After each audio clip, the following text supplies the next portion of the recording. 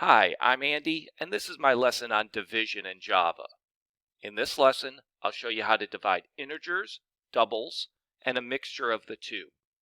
I'll also show you what happens when you divide a number by 0. Let's get started. Division in Java is quite a bit trickier than addition, subtraction, and multiplication. To see what I mean, let's divide these two values. Notice that to divide two numbers in Java, we use the /. Now I know if I did this calculation on a calculator, I'd get 2.75. Let's see what my program gives us. Okay, so it looks like Java handles division differently than a calculator. Here's what happened. On the right side, we're dividing two ints. Remember, any mathematical operation involving only integers produces an integer, not a decimal. Now you may think that Java should round to the nearest integer, which would be 3 in this case, but that's not what it does. Instead, it truncates the 2.75, meaning it chops off all the digits after the decimal point. That's how we ended up with an answer of 2. Suppose I don't want this to happen. I want to divide these numbers and get the decimal 2.75 as my answer, just like I would on a calculator. Let's try to do that by declaring answer to be a double, not an int.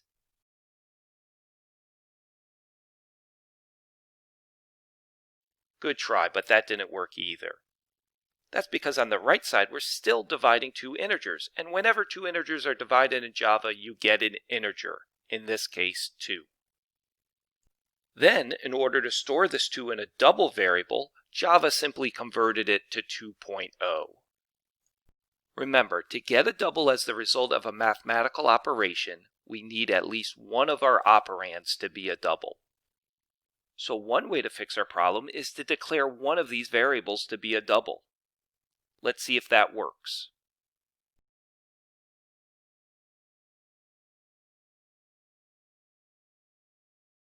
So it did work, but it's a bad way to fix our problem. Num1 is an int, not a double, and changing its declaration to get this one operation to work correctly could cause further problems later on in our code. In a later lesson, I'll show you the right way to fix this problem by doing something called casting. For now, just remember the rules for division in Java.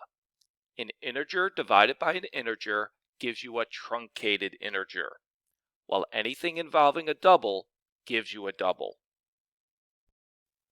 The last thing I want to show you in this lesson is what happens when you divide by 0.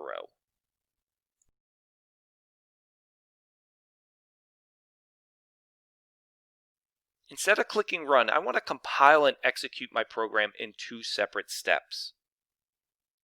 Notice when I compile this code, there's no compilation error. The compiler thinks the code is just fine. But let's see what happens when I execute my code.